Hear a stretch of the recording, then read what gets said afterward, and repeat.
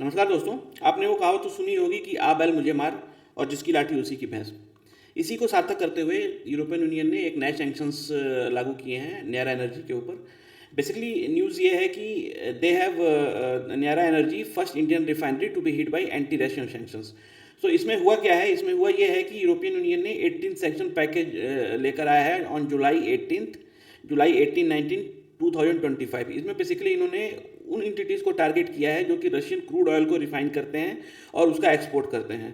So India में अगर देखा जाए तो एक्सप्लिसिटली न्यारा एनर्जी करके एक फर्म है जो कि इम्पैक्ट होगी इस पर्टिकुलर सैंक्शन से। ठीक है। ये रशियन स्टेट जायंट इसको मेजोरिटी स्टेक होल्ड करता है, 49% का शेयर होल्डिंग स्टेक है रोजनेफ्ट का ये न्यारा एनर्जी में। सो अगर मैं आपको वीडियो में दिखाऊं तो न्यारा एनर्जी यहाँ पर है।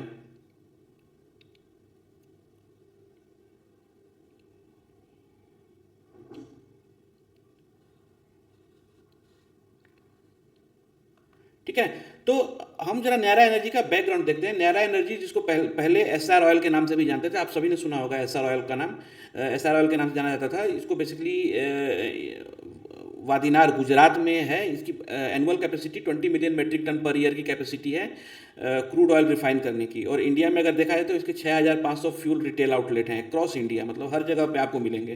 ठीक ना। वादीनार में ये बेसिकली जो है रशियन क्रूड ऑयल को जो है रिफाइन करते हैं। पोस्ट यूक्रेन वार जब से सैंक्शन लगे तब से यहाँ पे इसकी क्वांटिटी बढ़ गई रिफाइन होने की। सो अगर आप करंटली देखेंगे तो अप्रोक्सीमेटली 30 से 35% का इम्पोर्ट हमारा जो है कॉन्स्टिट्यूट करता है रशियन ऑयल, राइट। तो इसमें अच्छा, सिर्फ न्यारा एनर्जी को ही इन्होंने क्यों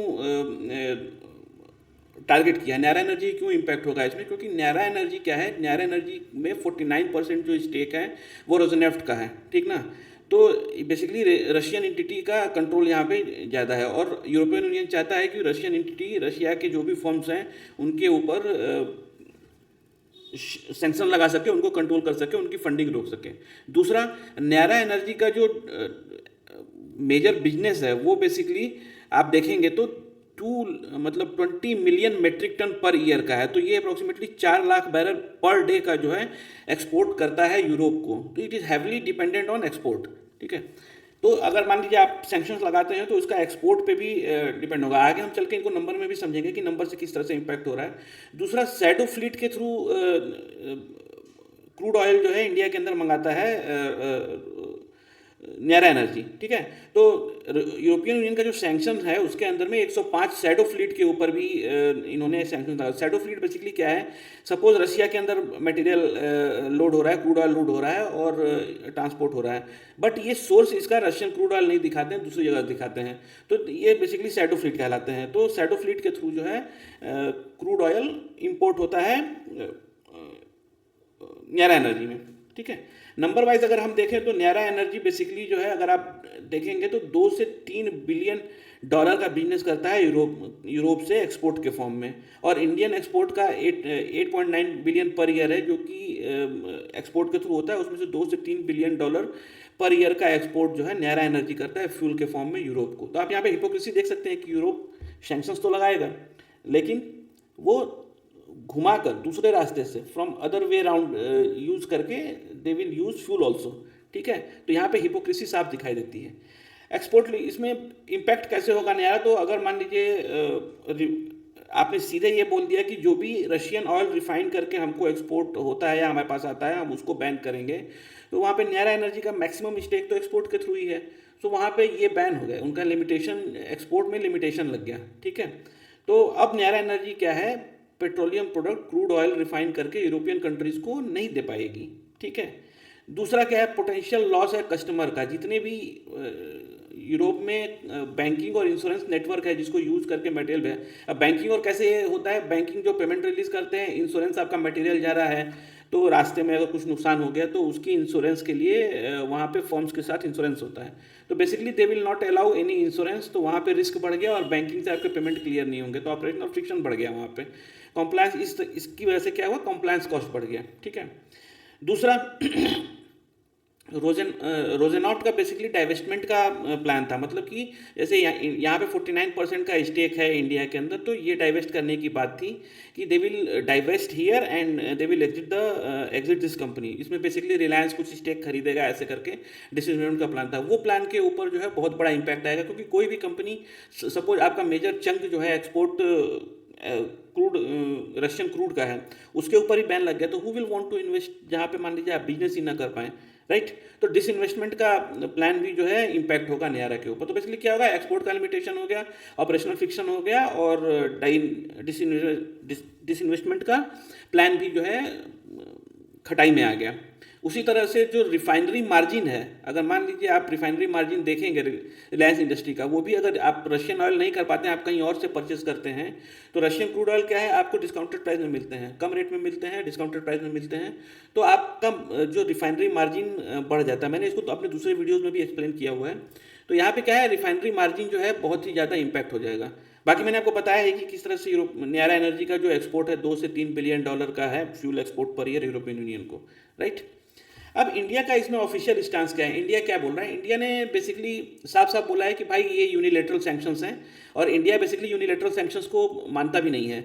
इंडिया बेसिकली बोलता है कि हम खाली यूएन को मानते हैं, यूनाइटेड नेशंस के सैंक्शंस को मानते हैं, हम उसको फॉलो करेंगे, और यूनाइटेड नेशन के सैंक्शंस रशियन क्रूड के ऊपर नहीं है, तो वी विल बी, हमारा एनर्जी सिक्योरिटी इंश्योर करने के लिए हम रशियन ऑयल लेते हैं, क्योंकि आपने बाकी सोर्सेज के ऊपर कंपटीशन बढ़ा के रखा हुआ है, ठीक है। तो इंडिया ने यहाँ पे यूरोप के डबल स्टैंडर्ड्स को उजागर किया। डबल स्टैंडर्ड इस तरह से कि आप बैन तो लगा रहे हैं, बट आप परचेज भी करेंगे अदर वे राउंड करके, तो यहाँ पे डबल स्टैंडर्ड दिखता है, क्योंकि यूरोप जो है बहुत ही ज़्यादा अमाउंट ऑफ फ्यूल जो है रिफाइंड फ्यूल परचेस करता है अदर फॉर्म में, ठीक है। और वो इंडिया को बोला है कि नहीं आप मत करिए, तो हमारी एनर्जी सिक्योरिटी के ऊपर जो है बहुत बड़ा खतरा है। और मैंने आपको बताया कि इंडिया रिकॉग्नाइज नहीं करता यूनिलेटरल सैंक्शंस को, वो यूएन के सैंक्शंस को मानता है। अच्छा, इंडिया का बेसिकली क्या है कि हाईली 35% कॉन्स्टिट्यूट करता है, बट आप ये भी देखेंगे कि इंडिया ने जो है अपने सोर्स को भी डाइवर्सिफाई किया हुआ है। तो आज की डेट में इंडिया कम से कम 40 कंट्रीज से इंपोर्ट करता है, जो कि 27, मतलब आप पहले समझ लीजिए कि पहले 13 कंट्रीज से अगर होता था, तो अब जो है 40 कंट्रीज से इंपोर्ट होता है। तो डिपेंडेंसी तो है रशियन ऑयल के ऊपर प्राइस की वजह से, लेकिन हमारे नंबर ऑफ कंट्रीज भी ज़्यादा हैं जहाँ से हम इंपोर्ट करते हैं, ठीक है।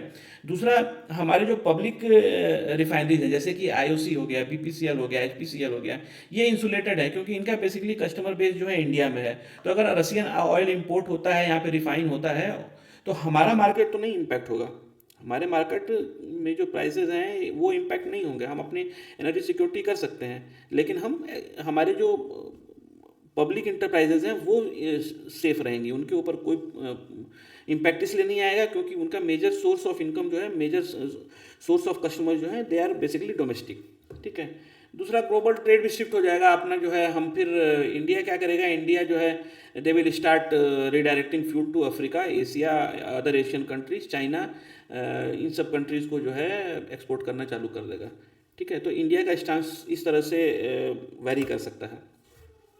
अच्छा, आप ये देखेंगे कि इन सेक्शन से खाली इंडिया को लॉस नहीं है, इसमें जो है यूरोप को भी लॉस है, ठीक है, क्योंकि यूरोप जो है अपना major fuel supply, major source of fuel supply जो है लूज कर देगा, ठीक ना। उन्होंने डायरेक्ट इंपोर्ट तो बैन कर दिया रशियन क्रूड ऑयल का 2022 से, लेकिन जो है हैवली डिपेंडेंट है, जो रिफाइनरी जैसे नयारा है, रिलायंस है, यहाँ के रिफाइनर्स हैं, इंडियन रिफाइनर्स के थ्रू जो मटेरियल रशियन ऑयल जैसे डीजल, जेट फ्यूल और नैफ्था वगैरह ये इंपोर्ट करते हैं, या हैवली डिपेंडेंट है इंडिया के ऊपर, ठीक है।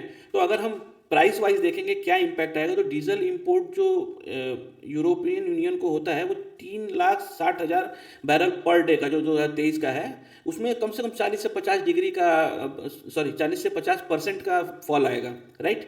वैसे ही अगर आप डीजल डिमांड गैप की बात करेंगे तो 5 lakh barrel per day supply का डिमांड गैप आ जाएगा। तो बेसिकली इंडिया जो यूरोपियन यूनियन है उसमें जो इंडियन ऑयल है डीजल, वो बेसिकली 20% कॉन्स्टिट्यूट करता है उनके मिक्स का, जो यूरोपियन में फ्यूल मिक्स है उसमें 20% इंडिया का डीजल इंपोर्ट मिक्स करता है, वो डायरेक्टली फॉल कर जाएगा 10% से, ठीक है। तो इससे होगा क्या, इससे होगा ये कि अप्रोक्सीमेटली 3 से 5 बिलियन डॉलर का पर ईयर का जो है इंपोर्ट कॉस्ट यूरोप को पड़ जाएगा। तो आप ये बहुत बड़ा कॉस्ट है, ठीक है। ये सोर्सेज अगर आप ड्राई अप कर देंगे, सोर्सेज आप रोक देंगे, तो आपका इनपुट कॉस्ट बढ़ जाएगा। तो 3 से 5 बिलियन डॉलर का एनुअल कॉस्ट, और ये ऐसा नहीं है, ये सीधे अपने नागरिकों के, अपने सिटीजन्स के ऊपर ये कॉस्ट लाद रहे हैं ज़बरदस्ती, ठीक है। सेकंड, वहाँ पे जो जेट फ्यूल सेगमेंट है, जैसे डीजल का और जेट फ्यूल का प्राइसेस है वो हैवली बढ़ जाएगा। तो अगर मान लीजिए करंट में 105 110 बैरल, $110 चल रहा है पर बैरल, वो जो है 8 से 12% से इंक्रीज कर जाएगा। ठीक है। जैसे और अगर रिटेल प्राइसेस की बात करेंगे तो डीजल में जो रिटेल प्राइस चल रहा है वो 1.6 यूरो पर लीटर चल रहा है आज की डेट में। अगर आपने ये बैन लगाया तो अप्रोक्सीमेटली 0.10 से 0.20 पर यूरो का कॉस्ट इंक्रीज हो जाएगा। ठीक है, तो ऐसा नहीं है। दूसरा क्या है, यूरोप को बेसिकली अगर आप बैन करते हैं Indian refined oil, Russian refined oil from India, तो आपको क्या करना पड़ेगा, आपकी डिपेंडेंसी गल्फ के ऊपर और यूएस के ऊपर और अदर एशिया पैसिफिक रीजन्स के ऊपर बढ़ जाएगी। ठीक है, क्योंकि उसमें आपकी शिपिंग टाइम लॉन्गर है, आपको मटेरियल मंगाने में ज़्यादा समय लगेगा। ठीक है, और प्रीमियम भी ज़्यादा पे करना पड़ेगा क्योंकि यहाँ से जो पेट्रोल क्रूड ऑयल के प्राइसेस है वो हायर हैं। ठीक है, तो आपका कॉस्ट वहाँ पे इसकी वजह से इंक्रीज हो जाएगा। दूसरा, इंश्योरेंस कॉस्ट भी इंक्रीज हो जाएगा। ठीक है, क्योंकि आप जो है रशियन ओरिजिन का जो ऑयल है उसको टारगेट कर रहे हैं, तो आपका इंश्योरेंस कॉस्ट इंक्रीज हो जाएगा। ये ओवरऑल जो है क्या करेगा, आपका कॉस्ट इंक्रीज कर देगा। तो अगर आप देखेंगे तो पर $10 इंक्रीज अगर मान लीजिए आप मानते हैं पर बैरल का, वो आपको जो है एनुअल ट्रांसपोर्टेशन का $10 बिलियन का कॉस्ट इंक्रीज कर देता है यूरोप को। इतना बड़ा इम्पैक्ट आता है। ठीक है, तो इससे बेसिकली क्या होगा, यूरोपियन यूनियन इंसुलेटेड नहीं रहेगा, यूरोपियन यूनियन को भी इसके कॉन्सिक्वेंसेस झेलने पड़ेंगे और ये देखना है कि कितने दिन तक यूरोपियन यूनियन इसको झेल पाता है। ठीक है, आप आपने को मैंने बता दिया कि फ्यूल कॉस्ट इंक्रीज हो जाएगा, इनकी डिपेंडेंसी दूसरी कंट्रीज के ऊपर बढ़ जाएंगी, मैक्रो इकोनॉमिक काउंटर जैसे इन्फ्लेशन हो गया वो बढ़ जाएगा। ठीक है, फ्यूल के प्राइसेस बढ़ जाएंगे। अच्छा, लोगों को अगर महंगा पड़ेगा, आप क्या करेंगे, आप तो सिटीजन्स के ऊपर ये बर्डन डाल रहे हैं, तो सिटीजन्स क्या करेंगे, सिटीजन्स जो है फिर ऑब्जेक्ट करेंगे, सोशल अनरेस्ट बढ़ने के चांसेस ज़्यादा हैं। नंबर वाइज अगर हम देखें तो 250 से 300,000 बैरल पर डे का लॉस है यूरोप को। ठीक है, वो मैंने आपको पहले बताया कि $3 से $5 बिलियन पर ईयर का जो कॉस्ट इंक्रीज करेगा। वैसे ही रिटेल प्राइसेस भी इंक्रीज हो जाएंगे, टिकट प्राइसेस भी इंक्रीज हो जाएंगे, आपका मैक्रो इन्फ्लेशन भी बढ़ जाएगा 0.3 से 0.5 CPI से। तो it is highly consequential for Europe also, only India will be not be impacted. Okay, so this was the detail friends. आपको ये वीडियो कैसा लगा? अगर आपको वीडियो अच्छा लगा तो प्लीज़ लाइक एंड सब्सक्राइब। मैं ट्राई करूँगा कि मैं और डेटा ड्रिवन कंटेंट आपके लिए ऐसे ही लाता रहूँ। Thank you very much.